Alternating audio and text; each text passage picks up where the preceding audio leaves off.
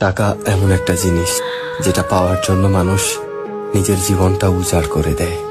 মানুষ বলে যে টাকায় সবকিছু হয় না, কিন্তু সত্যি তো এটাই যে বর্তমানে টাকা ছাড়া মানুষের কোনো অস্তিত্ব নেই। হাসপাতালের অসুস্থ মানুষটা জীবনে বাঁচা মরার সাথে লড়াই করে চলেছে, কিন্তু ডাক্তারের প্রথম কথা হলো যে আগে টাকা জমা করুন, তারপরে চিকিৎসা হবে। স্কুলে পড়লে টাকা, কলেজে শিক্ষা নিতে গেলেও টাকা, আর চাকরিতে সম্মান টাকার কাছে হার মেনে যায়। কোথাও গেলে টাকাটাই সবার আগে দরকার হয়। টাকা থাকলে মানুষ মানুষকে মানুষ ভাবে।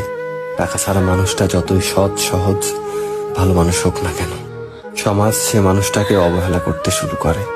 বাস্তবতা তো এটাই যে টাকা শুধু দরকারই হয় না, আজকাল মানুষের সব থেকে বেশি প্রয়োজনীয় জিনিস হয়ে উঠেছে। টাকা আছে সেই ঠিক, সেই সব থেকে সম্মানী ব্যক্তি এবং সম্মানের যোগ্য। আর যার কাছে টাকা নেই, তার সত্যিগুলোকেও খুব সহজে মিথ্যে বানিয়ে দেওয়া যায়।